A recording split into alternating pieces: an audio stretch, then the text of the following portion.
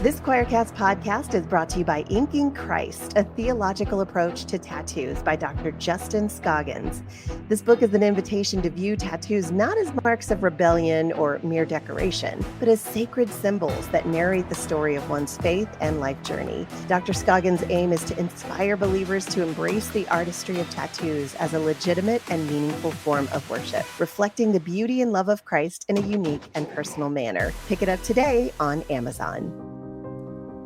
The majority of our life is lived in liminal space. And there's this in-between space, this liminal space. This liminality that reveals possibility. I think we're in a liminal moment, but also in a place of transformation. We could actually change as a people. I have great affection for the church and a troubled relationship with it. That can't be the gospel because God said to love our neighbors. Just to be alive in time means that we're on the threshold of the future. Just to begin questioning is so difficult because you have these voices in your ears telling you that you're not a real Christian. We don't know what the future looks like. We have to work it out together.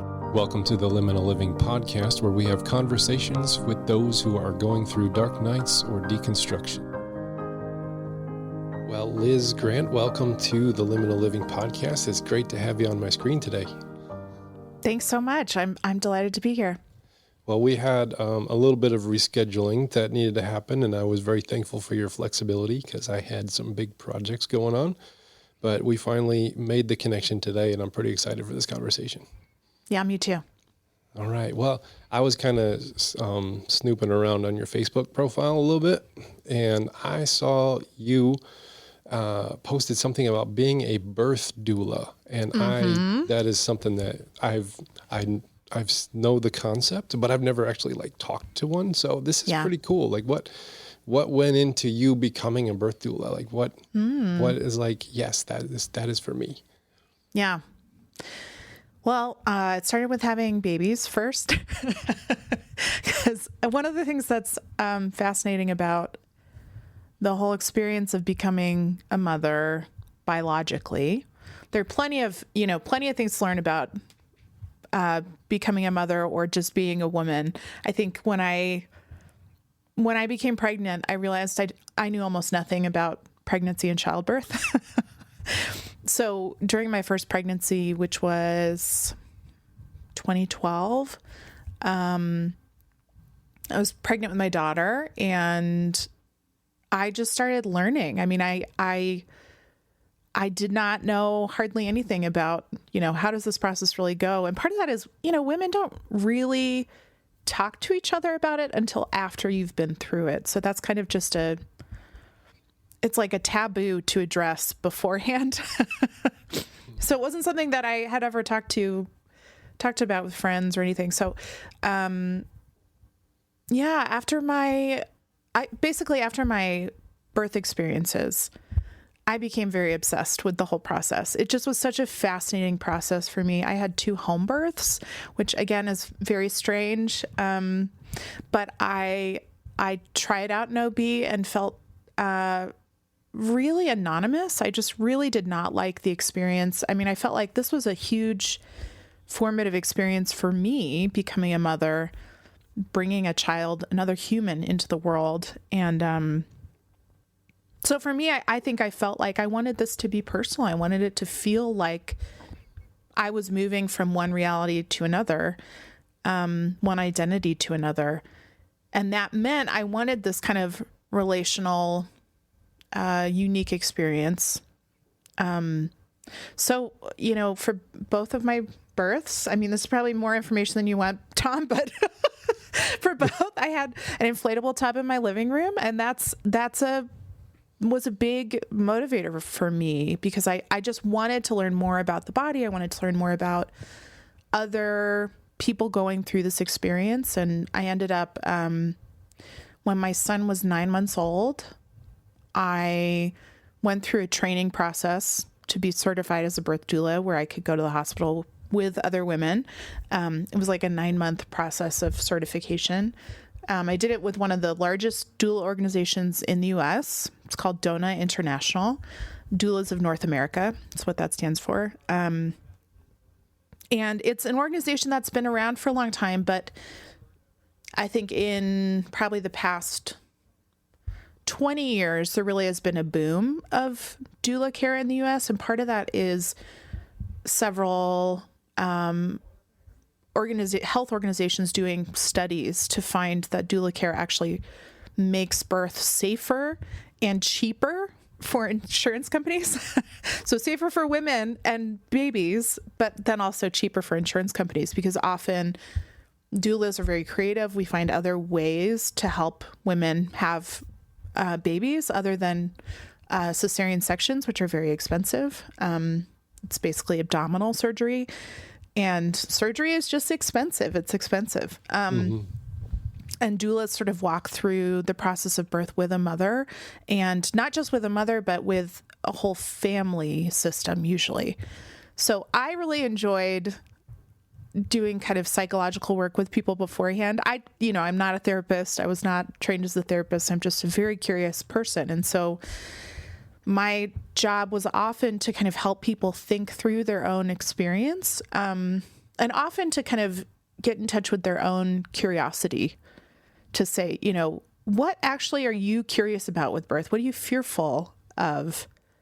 What sort of preconceptions do you have about your experience that you need to address? What expectations do you have that you need to address? What expectations do you have for your partner? Like, how should they act during your birth experience? These are things that basically, I would tell people every single emotion and experience seems to happen during a birth. You will have conflict with your partner, and you will fall in love with your partner. You will, you're not going to scream at your partner if you don't normally, so you shouldn't expect you're going to lose your mind or something. You don't like have an out of body experience. You are going to feel the worst pain of your life and the greatest joy of your life too. So there's, it's just such a complex and rich experience, similar to death in that way, where it's, it's a formative experience for not just you as the birthing person, but also for a whole family who becomes different because of this experience. They take on new identities as well. And so I was really passionate about kind of helping families together discover how they wanted to walk through this formative process. And for Christian clients, it was really fun to be able to do like a sort of impromptu liturgy for them and their child after they'd had their baby. And it was a very meaningful experience. I mean, I did not do the job for very long because it's a very hard and demanding job, and I had 2 toddlers. Oh yeah. But I had the opportunity to watch 21 families become families. Wow. To watch the births of 21 children. And every time it felt like I was watching a miracle. I mean, I don't know how else to think about birth aside from that. And we're talking around Christmas. I just heard a sermon from the church that I've been attending, which is Peace USA.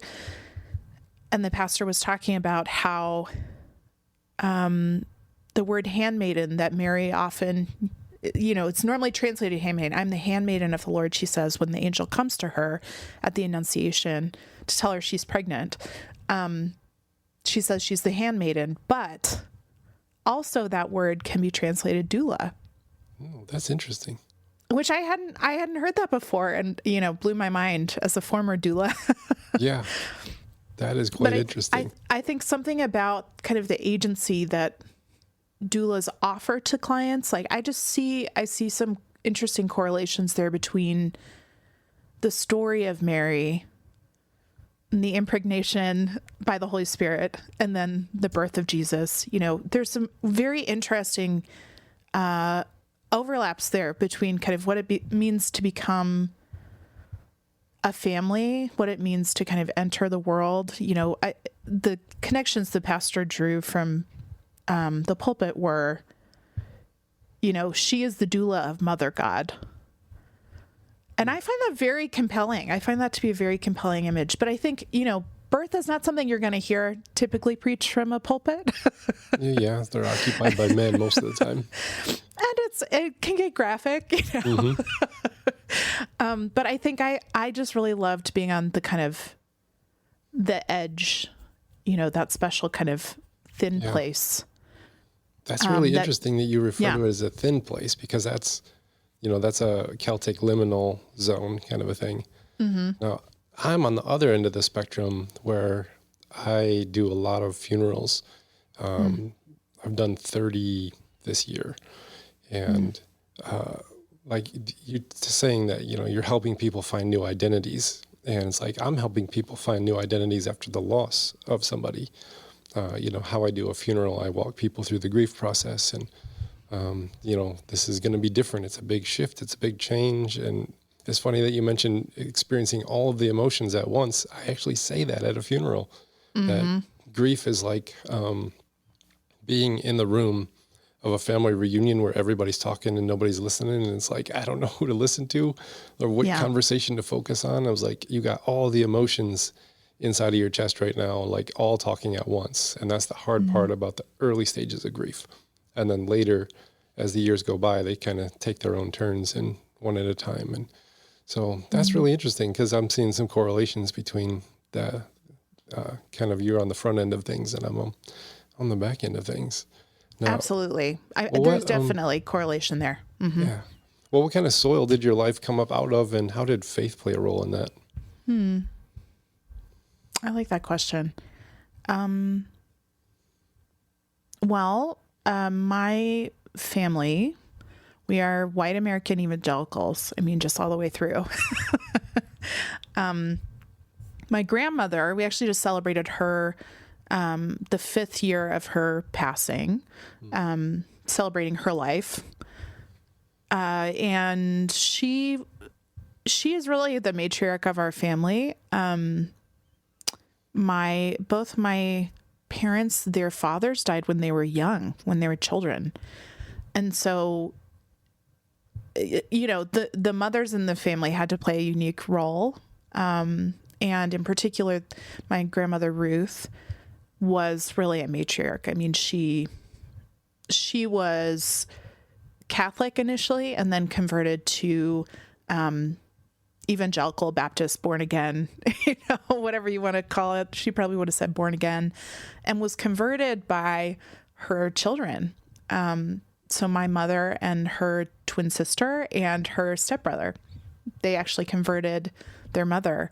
And then she became just this kind of stalwart matriarch of our family in faith. So I grew up with this kind of culture. It was not an entirely functional culture in my family of origin. So that actually was a big part of my faith shifting over time. But I grew up within the church, within white American evangelical church expressions, and in particular, sort of a Bill Hybels inflected version of evangelicalism. So, seeker sensitive. Bill Hybels founded Willow Creek, I think in the 80s, I want to say. And they founded it in the suburbs, in part because people could afford to pay for their salaries. Oh, yeah. And it was a very much attractional model. And, probably I'm preaching to the choir here. You guys know, your listeners know, but I think one of the things that was challenging for me is that actually I was always a really serious kid. And so, I took faith seriously from a young age and found myself, kind of out of step with the church culture in which my parents had brought me up, because it is just a less serious theological culture. And so it wasn't until actually college, I went to Wheaton College in Chicago. Yep. It wasn't until I went to college that I learned the word evangelical. I had been kind of immersed in youth group culture and CCM music and all of that. And I did not know the word evangelical. That's interesting. Yeah. I mean, I was reading Passion and Purity, and I was reading, I was very involved in that culture. And yet that word really did not come up amid those who were leading me in faith. So yeah, in college, I think that was really where I started to more deeply understand sort of the roots of faith that I had inherited, including some of the faulty roots. I mean, I had an idea of that to begin with, but I think really in college, and then also in conjunction with finding a therapist and going to about a decade of therapy in my 20s, that was really, I talk about my therapists, as if they were my pastors, because they really were my first pastors. It was the first time I experienced pastoring, was in their offices, in wingback chairs across from these women who were maternal and caring toward me in a way that I had not experienced in the past. And so there were certainly moments of that, but I think the specific job of seeing that a therapist does, I had not experienced before.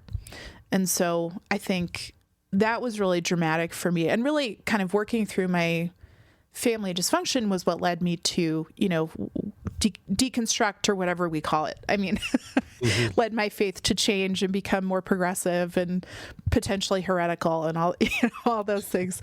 I think, up until really reckoning with my family of origin, I think it felt hard to question what I had come up with, and yet what I'd grown up with. And yet there was dissonance, there was incongruence that I needed to address. Yeah. That it's funny that you mentioned you didn't even hear the word evangelical for so long. I actually didn't either. And I didn't ever reflect on it that way. That's really, really interesting thought. We just didn't call us what we were. We were just the Christians, and then everybody else was the weird ones that didn't really fit the straight and narrow paths that we kind of inhabited. That's really interesting. Now, what was something that, something early on that incongruence, or something that just didn't really make sense, that started maybe the first domino of, I have a lot of questions here, and now I'm not sure if I really belong? Yeah. I mean, if it's not clear, I'm a very strong and opinionated woman. So that tends to be sort of the domino for most of those who fit yes. that description. I was class president for every year that I ran in high school. Wow. I was that kind of both charismatic and I don't know, just I had that leadership capability, and I knew it, and the people around me knew it. And there was sort of an awkward tension, where it was like, you're serious about faith, you are intellectual and charismatic, and if I were a dude, they would be like, get thee in seminary, right? Mm-hmm. It wouldn't be a question. And I felt the dissonance there. I mean, I felt my mother was doing women's ministry as well, and she actually was not trained, but it was a very similar thing. She kind of grew it out of nothing. And, our church at the time was, maybe 1,000 people on the East Coast. And she felt it. And I watched her reckon with that too. I think the reality is that women who do not fit the mold, who have strong leadership gifting, or who have strong ideas even, are often seen as very threatening. And I experienced that later on more directly. I interned at an Acts 29 church as a 30-year-old mother. Oh, wow. So this is my career after birth doula. I tried that out. Okay. And I was trying to figure out if I wanted to become an LPC, actually. I wanted to sort of discern, do I want to do pastoral ministry, or do I want to do do I want to become a therapist? And that experience actually convinced me that I wanted to do neither. But I wanted to do it before, I was in my 30s. And so I was like, I don't want to waste time and money if this isn't something I want to do. So I did a 9-month internship at an Acts 29 church, which is Mark Driscoll's outfit. And it was a mess. I mean, you know, the dudes I was working with, the other pastors are my age or younger, sometimes a little older, but in their 30s. We all have kids. We're all, you know, and I have been in church for a very long time, but don't have an MDiv. And I'm, you know, precocious, and I'm not shy to speak my opinions. So you can just imagine how that went in a very famously complementarian church planting network church. Yes, very heavily complementarian. It's like their defining feature. I heard a really funny illustration that says what they call a man who leads sheep is a shepherd. What they call a woman who leads sheep is the director of sheep herding. Yes, exactly. Like you're doing the same damn job. It is the same job. And by the way, it's paid less if you're a woman, right? Because you're not supporting a family. That's interesting. So that I actually left the church over that. They were kind of like loosely egalitarian. And then we went through a pastor transition, and we found that I was pretty young, and we had an interim pastor who didn't really know channels outside of the evangelical sphere of searching for a pastor, and could not find a pastor who would talk to us because we had women on the board. And so the church, like elders, got together and they started to say, well, let's look at what the Bible says. Oh, no. And they did that and says, well, it says that women can't lead, so we're going to have to remove all the women off of the board. Wow. And I remember like driving home with one of the elders after one of those meetings where they're about to make that decision. And I'm trying to like explain some of the passage of the context and out of Timothy. And he was just like, he just looked at me like utterly like, well, if we have to take that one into context, what other ones do we need to take into context? Ooh. And I was just like, all of them. That's what I said. I was like, I was so surprised. I'm like, oh, all of them. And then he said, well, how can anybody understand the Bible then? And I was like, well, that's the hard part. It's not as easy as you thought it was. Yeah.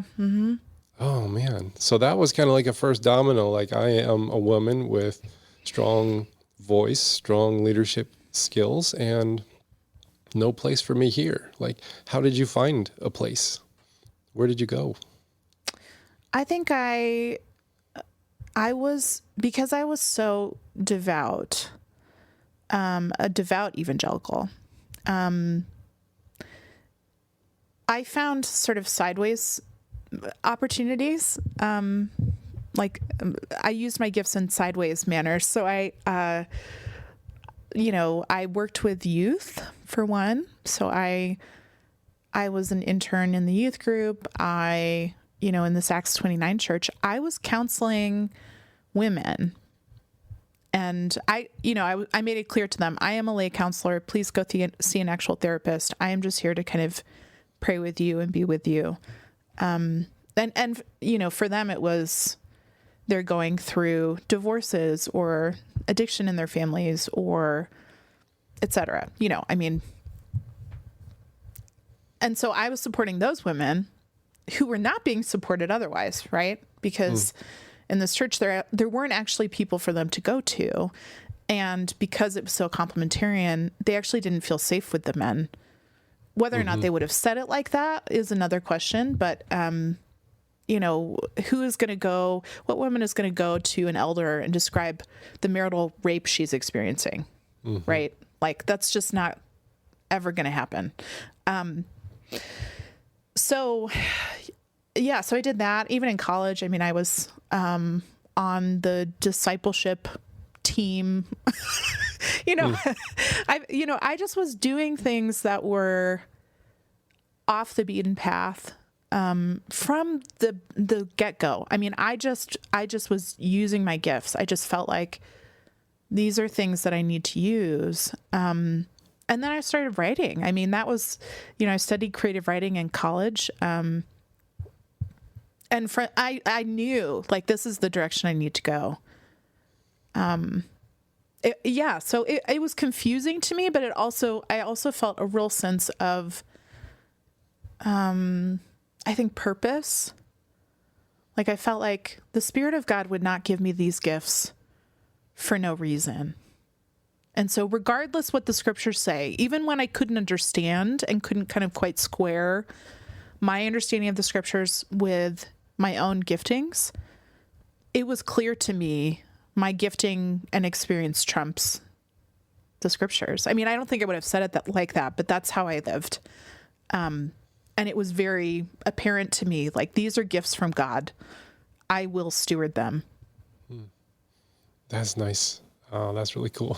You have it takes so much confidence for a woman with strong leadership skills and a strong voice in that scenario to actually stand up and use them. Like for me, I just had it paved. Like, oh, you have these gifts? Well, then you need to go to these colleges and schools and do these things. And it's like, okay. And then all of a sudden, I just meandered my way through to become a pastor. And, I'm using my gifts but I didn't have to like jump over gender hurdles to get here. No one was looking at me and saying, well, can you with a beard, like really be a pastor? It's like, I did have someone ask me, like, can you really do this internship because other moms have quit?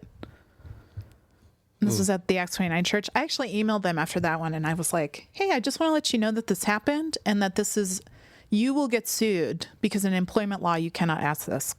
So I will not sue you, but you should know and tell the person interviewing that they should not ask this question. Oh man, that is nuts. So you wrote this book that has a really cool title. I really like the title. Knock at the Sky. Was it knock or knocking? It was Knock at the Sky. And your subtitle, like Seeking God in Genesis After Losing Faith in the Bible. I was just like, this is not something I would expect to see in a book. It's just, I would say seeking God in the Gospels after losing faith in or seeking God in, Psalms or something, but you went right to Genesis. But I want to talk about that, but I want to know, like, how did you lose faith in the Bible? What did that look like? And was it really tied to this issue we've been talking about? I think it was tied to this issue, but not only this. I think, and I think part of what the subtitle is doing is sort of trying to poke at the idea of the Bible anyway. What Bible? Whose Bible? What kind of faith in the Bible? Are we, what faith are we putting in this book? What are we needing from this text as contemporary Christians? I think I grew up within a culture that said the Bible was inerrant, right? So, taking their cues from the Princeton theologians of the kind of early, late 19th, 20th century, they were kind of taking the cues from fundamentalism. They were saying, the Bible must be true because the only trustworthy knowledge we have is the Bible. So that's presuppositional apologetics. That's, only God can really give us full knowledge. Our own senses will lie to us. Our hearts will lie to us. Our experiences will lie. God will not lie. And what do we have of God's? All we have is the Bible. That's kind of the view. And a lot of these men who kind of came up with this doctrine of inerrancy, of biblical inerrancy, they were cessationists, right? So they also don't believe in the Holy Spirit. They don't believe the Holy Spirit still speaks. So when you're trying to understand how to apply a book that's 2,500 years old, possibly 4,000 years old in certain spots, and you're trying to apply that directly to our lives plainly in the 21st century, all of a sudden you have to get very creative, about kind of how you do that, especially after the scientific revolution and then the Enlightenment and then, right? so the kind of way that I had learned to trust the Bible was that it is God, essentially. It is God. It is God's voice. And I used it like that. I mean, I had plenty of ways to read the Bible, including like the finger method. You put the Bible falls open on your lap and you just like point, and that's what God has to say to you today. Oh yeah. I actually did that as a teenager. That's Yep, me too. Yep. Didn't work a couple times. Yeah, you're like, this strange Levitical law does not apply to my dating situation, it turns out. Yes, you're going to have to get real creative. Right. Okay, maybe it could mean this. Right. Then you're like reading, you have your corkboard behind you with all the red pins and the yarn and trying to figure out how it relates. What is God trying to say? Oh, yeah. It's almost like tarot, but ways that Christians feel comfortable with it. Yeah, exactly. Yep. So I kind of believed it was some sort of mixture for me. I think I have some natural charismatic strands inside myself, just my proclivities. I'm a bit mystical. So I think it was some version of, God speaks through the Bible. Yes, I believe that. Also, God speaks to me in my experiences too. God speaks in people. Probably prophecy still happens, and I don't really know how or how to describe it, but it seems like it does. So anyway, I think I was always kind of mixing theologies anyway. I was kind of a denominational mutt. And then as I continued to learn about the source materials of the Bible, some of the historical critical method that went into really understanding it from a commentating point of view, and even more so, I think, understanding the history of biblical inerrancy, which I've done some work to dig into the roots of that, in particular, the Chicago Statement on Biblical Inerrancy, which was written in 1978 in Chicago by around 250 white dudes, most of whom you've heard of, continue to have sway in American evangelical culture. So I think as I explored the more scholarly aspects of the Bible, it became very evident this is not a book that can be used like science, like history, in the way that we want. And so if that is the case, all of a sudden we're having to get pretty creative about how we engage it, because it actually is not formulaic how we apply it to our lives. And it doesn't mean that God is not still apparent in the text, or that God does not speak, that God has not inspired the words. It's just that it's an ancient text. It is an ancient masterwork of literature. And, I think really being a creative writer has given me this unique lens to approach the text, because I'm aware of what it takes to write something. And I'm aware of how human texts are. And we actually don't treat Beowulf like this, right? Like we don't treat the Aeneid like this, the Odyssey. Like we have these other ancient texts, and we do not treat them the way that we treat the Bible. And so why is that? So anyway, I think from just a literary perspective, I was always kind of poking. And as I learned more, no surprise, my particular way that I used to believe in the Bible has shifted too. We're taking a quick break here mid-show to let you know of an opportunity that Choir is offering. Are you deconstructing your faith? It's tough, believe me, I know, I've done it. But what if you didn't have to do it alone? Imagine having guides like Jim Palmer, Kristen Dumais, Jennifer Knapp, Brad Jerzak, Brian Zahn, Paul Young, and more by your side to help. I know I would have loved that on my journey. Well, now you can. Head on over to choiracademy.com, link will be in the show notes, and register for their Square 2 class using the promo code LIMINAL, and you will get 10% off. This course and community are designed to help you navigate your journey with wisdom and support, all because you're a fan of the Liminal Living podcast. And now back to our show.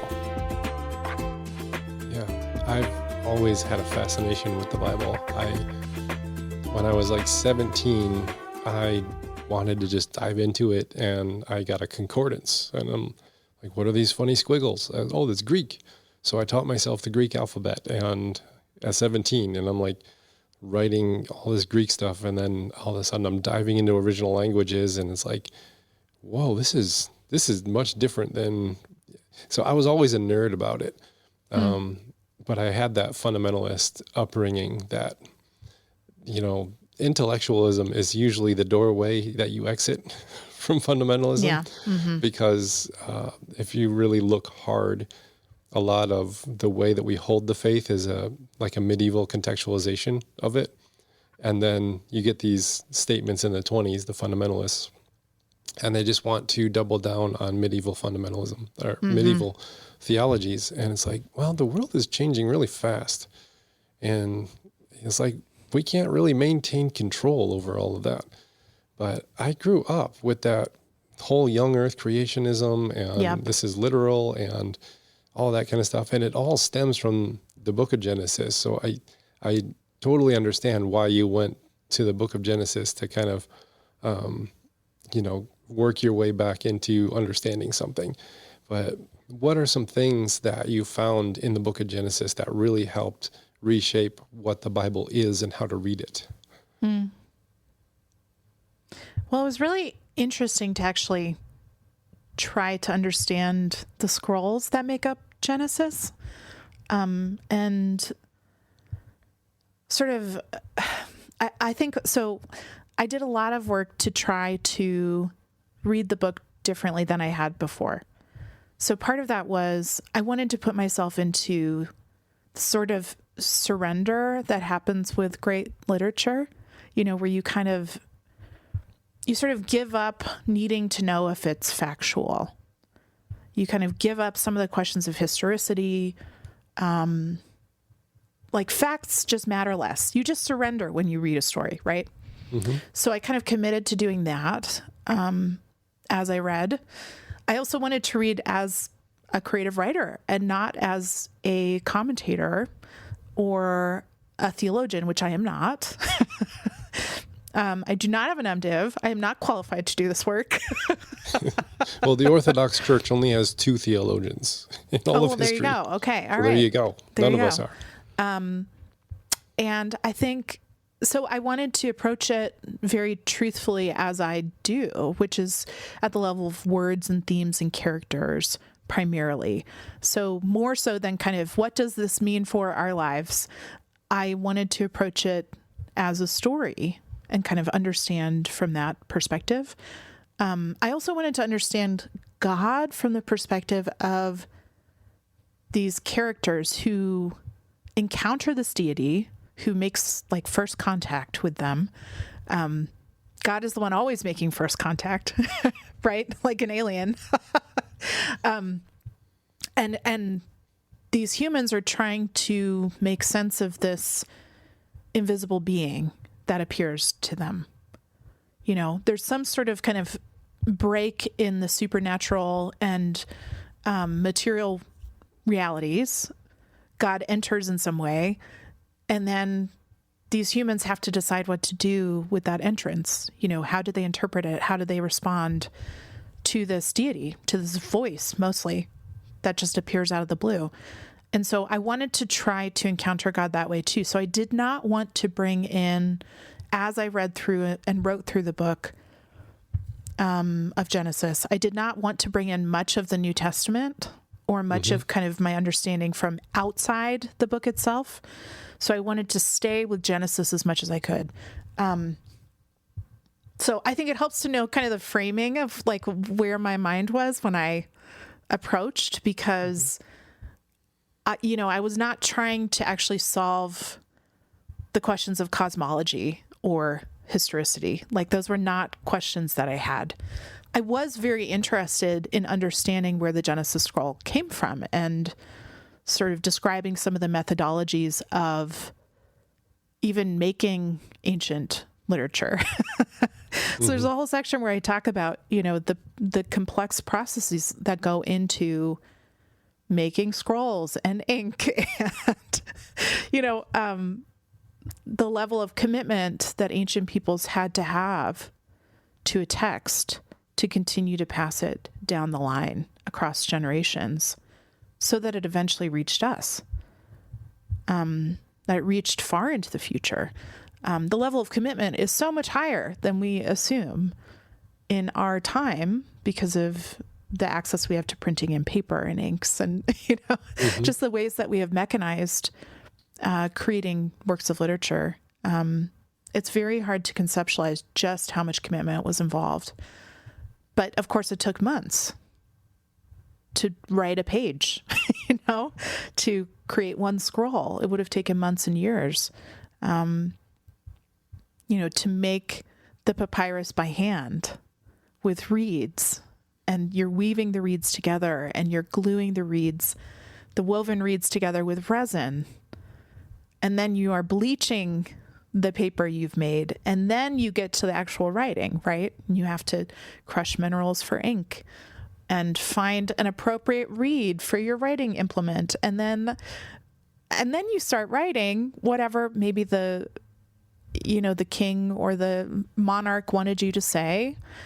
And then, of course, the materials begin to degrade and you have to repeat the process over and over and over again. I think just from a writerly standpoint, I was very interested in how the Bible got to us. I've never thought of that level of it before because I take advantage of the fact that I can flip open my screen, start typing, and I'm ready to go. Of course. That whole process of making the scroll, I've never thought about it that way. That's really interesting. Yeah, and the fact that it would have to happen over and over again so that our ancestors had to be that committed to this story, this text, so that we could have it. I mean, the level of commitment is just boggling. I mean, mind-boggling. Yeah, so I think for me that actually was like the base takeaway was our ancestors, our spiritual and religious ancestors were so committed to this text, so committed to passing it into the future so that we could have it. So there must be something here, so that was kind of the base takeaway was like, my question that I brought to the text was, why was it so valuable to them? Why was the story so valuable that I can read it today? And I think it's easy to throw out parts of the Bible that we don't like. And yet I find it much more interesting to approach from the lens of, but why do we have it? What did somebody else see in this text that was so important? And I just think there's an interesting kind of way to approach that, both psychologically and historically, where you say, I have much to learn from these ancient peoples, even if I don't understand exactly what it means for me. I want to understand what it means for them. And we can go from there, Yeah. Yeah, I find it really helpful, like when presenting a biblical text story, to kind of like paint the world again for them because, we have cars, we go to Walmart, we live in houses in suburbs and cities, and it's like, imagine a different place, imagine a different time, imagine we are the foreigners that come to this text. This is not written to us. It's not written to this geographical area, to this era, to this, we have to go like time travelers and become tourists to go all the way back in time.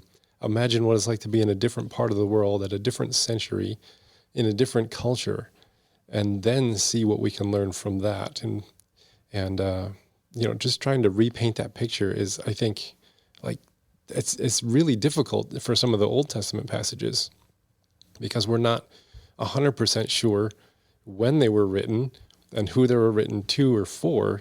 With the book of Genesis, we have some people that's like, well, it's the Babylonian exile. And someone's like, no, it's Moses way back in the day writing it down.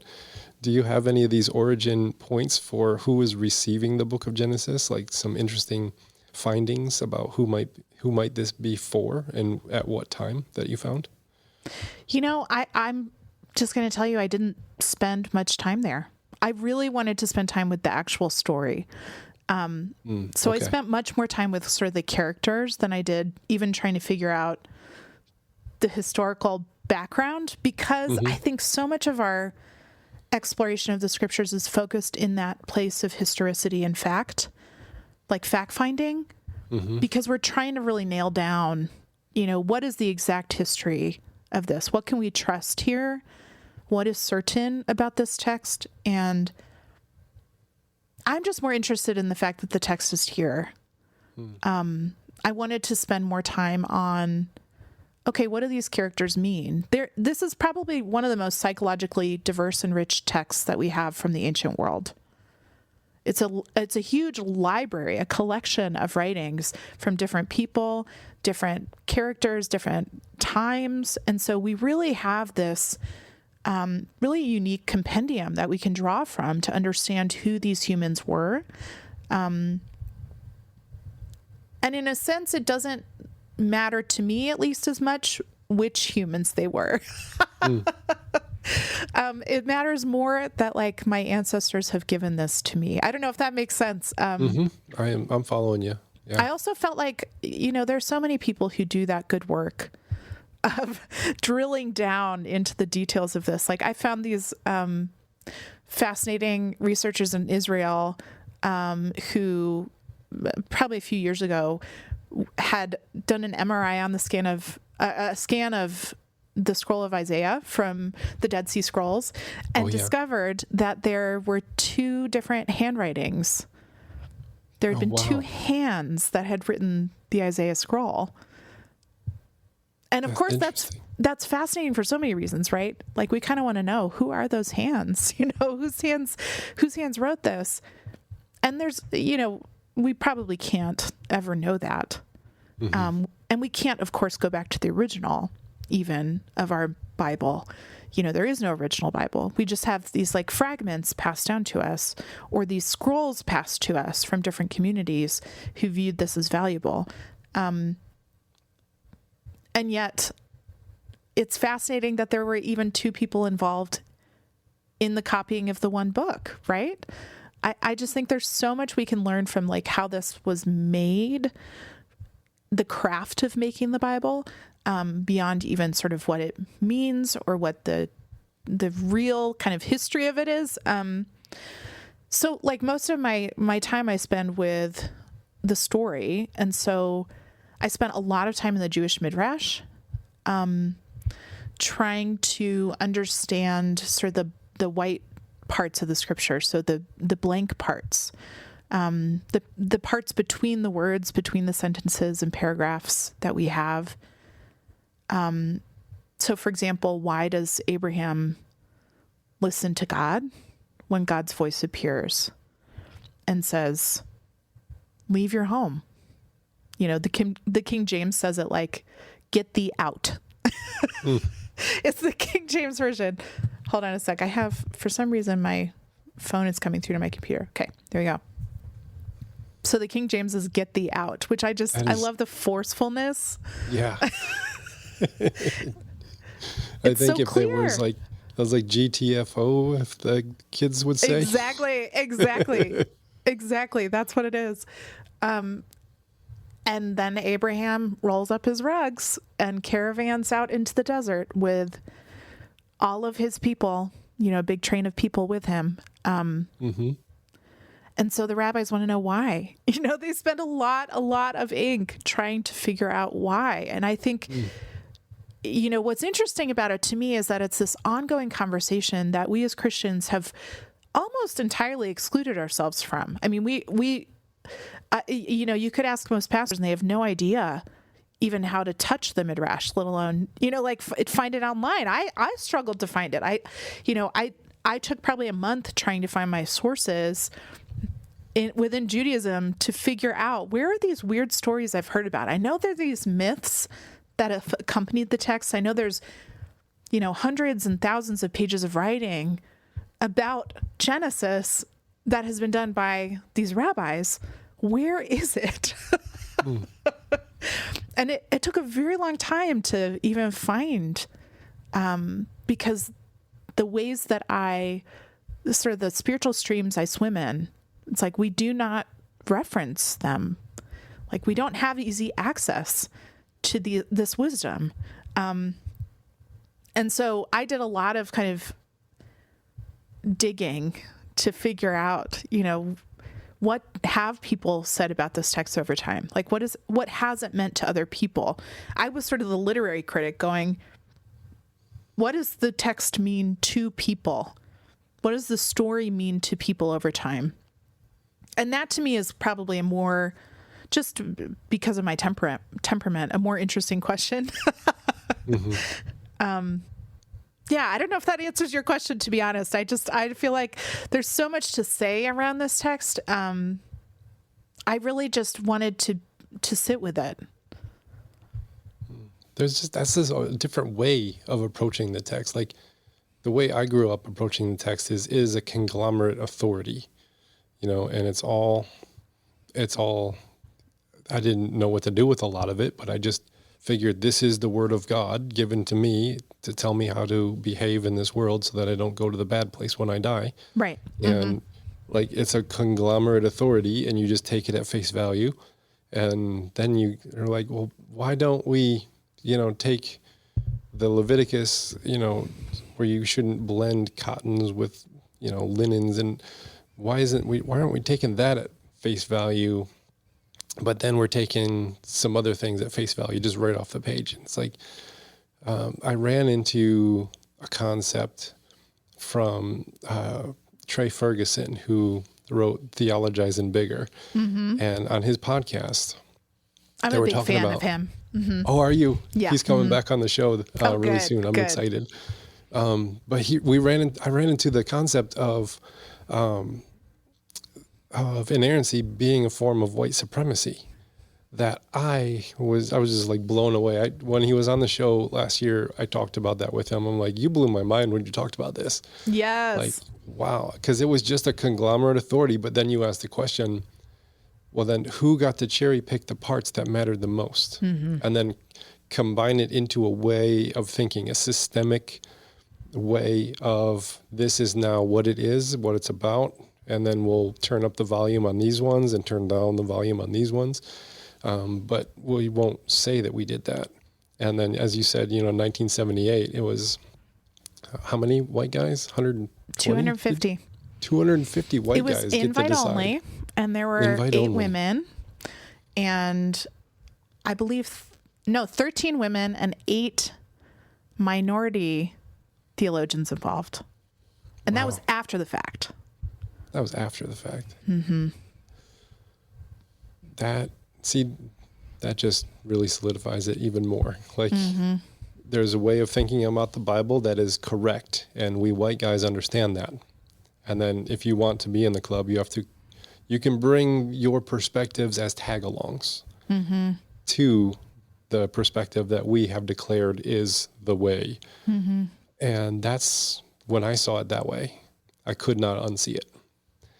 And I started diving into people like James Cone and Howard Thurman and some of the liberation theologians like Gustavo Gutierrez and Oscar Romero. And I'm like, holy smokes, I did not hear this at all growing up. And it's just a whole different approach of reading it. Like you said, you're reading it as literature.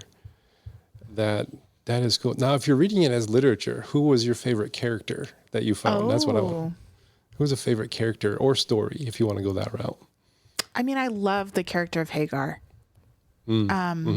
She is fascinating. In part because we just don't know much about her. So there's a lot of kind of mystery around her. But along those same lines, I worked really hard to try to very minimally use white or male theologians, and especially together. I was like, we've heard a lot from the dead white guys, and I know their perspective. And it doesn't mean it's a bad perspective. It just means we need more voices. I need more voices. So I did a lot of Howard Thurman, James Cone, and actually related to Hagar, Dolores Williams, who is one of the founding mothers of Black womanist theologians, Black womanist theology. Her thesis was about Hagar. Really? It's called Sisters in the Wilderness, and she is a treasure. I mean, she's a fabulous writer, number one. So like, a lot of theology can be dry, but these Black theologians are fabulous writers for the most part. They're much more interesting to read. But she spends a lot of her thesis thinking about Hagar as the first enslaved person to liberate herself. And so, she runs away from the tent of Abraham. And then God tells her to return, but not after first, like God first does a sort of annunciation with her and promises her a similar heritage that God promises to Abraham.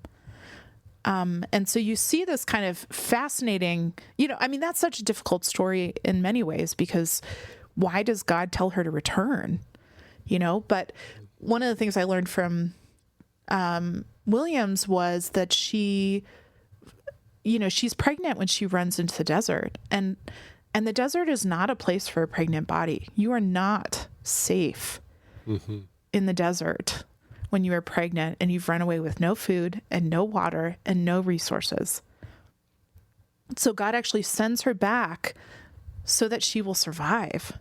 And when she is then, and listen, I would not have come to that at all without William's perspective first, because frankly, I think that is unjust. So if I'm just a plain reading of the text, to me says that is an unjust thing for God to ask of Hagar. And yet from Williams, I'm putting myself kind of in submission to her reading, which is very different than mine. But saying that she has the priority perspective here, as someone who is close to those who have been enslaved. She is able to see this passage more clearly than I am. And so she sees it as, she returns to the house of Abraham and actually then solidifies her place in the story of God. So not only does she survive, but then she's able to then become this matriarch for the nation of Islam. Wow. Through her son Ishmael. Yeah. And the way that Williams then reads Hagar going into the desert for the second time, when Sarah and Abraham kick her out of the house, is that God provides a way where there was no way. God provides resources in the desert. She stumbles on this well, which, in a desert is wealth. It is security. It is stability. It is life. Like there is no other way for a civilization to form apart from water. And she stumbles on this abandoned spring. And from there, they can build a civilization. Wow. I have not seen the Hagar story through that lens before. That is amazing. It is fascinating. And she kind of goes on to describe like the way that Hagar then represents Black women in American culture and the way that God has spoken through Hagar. I mean, it is just fascinating. Yeah. I am so indebted to her for her hermeneutic. And one of the things too that I also was really moved by, considering Hagar and also this Black African-American perspective, female African-American perspective, was in Jesus and the Disinherited. You probably remember this from your reading. Howard Thurman talks about his grandmother and the way that she learns to read the scriptures and kind of practices reading the scriptures over time. She was an enslaved sharecropper in Florida, and then was released from slavery. And Howard was very close to her as a young man, and he would often read the Bible to her. And she always requested the Psalms and Isaiah, mostly the prophets and the Psalms. And one day he asked her, why do you never request the epistles? Like, why do you never request Paul? And she said, when I was enslaved, my slave master would not allow us to worship on our own. And so he forced us to worship at his church, and his pastor would preach almost exclusively from the epistles. Slaves, obey your masters. And he would preach about how submitting to your master was what God wanted. And there was like a secret service that she would often attend, where an enslaved man was their pastor, and he would preach to them and say, you know, you are not slaves, you are God's children. And she really took that to heart. And her hermeneutic allowed her to say, I will not read Paul again, because when I read Paul, I am taken back to this kind of state of dehumanization. And that is not actually how God sees me. That is not my worth or value. My value is found as a child of God, and I will not read scriptures that dissuade me of that. Yeah. I remember that part. That was powerful. Yes. So she has this like sense of centering and marginalizing scriptures that is so far beyond her time, above or like before her time, you know, like she just knew from her experience, God is not going to be mad at me if I don't read these parts. And what I was also thinking when you're describing that was that we haven't, in evangelical fundamentalist cultures, haven't changed much because we still prefer Paul. Yeah. Even over Jesus. Like, I grew up going to a fundamentalist church, and it was like Paul every week, another epistle. And it's like, because that tells us we're in because we obey the writings of Paul. And we're on the inside and we have the power and we're okay with it. And my friend Matt Tebby, who's been on the show a couple times, he finally like gave me words for something. He's like, the Bible is written by marginalized people to marginalized people. And then when the people of power get it, it doesn't make sense to them. So they have to spiritualize it into a spiritual problem, come up with a spiritual answer so that they are the distributors of it. So then when you go back and read the Bible from the perspective of the marginalized people, you get back in touch really like with more of its roots. And I was just like, man, Matt, I didn't ever see it that way before, but it makes so much sense. And yeah, that story of Hagar is really going to stick with me for a while. I have a hard time approaching the Old Testament because I have so much unlearning to do before I can take it on. But knowing that there's these voices out there, it can be really helpful. Are there any other voices that have helped you in your understanding of Genesis that are kind of from these streams that you can point us towards? I would love for every single person listening to buy Aviva Gottlieb Zornberg's books. I'll make Tom put a note in the put it in the notes, a little link in there. That in the notes.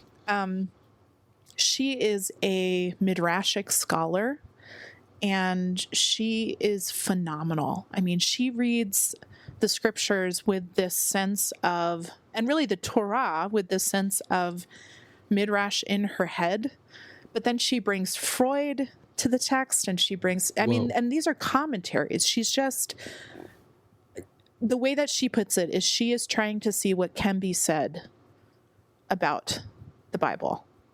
So it's a rhetorical mode. Like she would probably call it, she probably wouldn't call it eisegesis. That's probably what we would call it.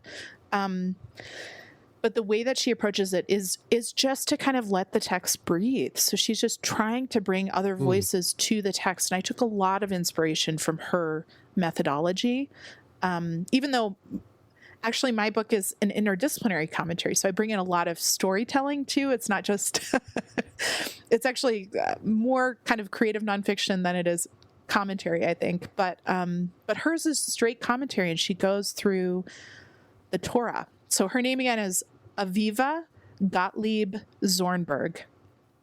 All right, I'm going to find the correct spelling for that, and then I will put... Yes. Because I want to go look at her enough. myself. She just is phenomenal. I like what you just said about letting the scriptures breathe. And then I got this image in my head of how I used to understand the scriptures as like when you had like a bug collection as a kid. Yes. It's like put pins through everything. It's like, look what I've collected, all my little doctrines here that all are very fancy to show off and make sense to me. And it's like you're suffocating the actual life of the stories when you come at it with that approach of us like a dissector. And I just like how you enter the stories and let the characters take you on a journey in your imagination. And that's pretty cool. I let the scriptures breathe. See, I'm going to log that one away. Well, we are wrapping up here. Where would you like to send folks to connect with your work and purchase your book? Well, of course, you can purchase the book on Amazon if you want, but if you do, I will make you write a review. Okay. So the book is Knock at the Sky, Seeking God in Genesis After Losing Faith in the Bible. I also have a Substack. It's called The Empathy List, and it's weekly, and it's, I say, a smart and kind word from the Christian left. I just subscribed today. Oh, thanks. I appreciate it, Tom. And you can find me on Threads, on Instagram, at Liz Charlotte Brandt. I'm on Facebook, too, because Meta owns my soul. So, and all our pictures. And all our pictures, and probably our lives, too. Yeah, well, it has been really fun talking with you. I've learned some new approaches to some stories and scriptures, and even just how to approach the Bible altogether, and some really good sources to go and do some deep diving myself. So I've had fun, Liz. This has been great. Thank you so much for coming on the show. Thanks for having me, Tom.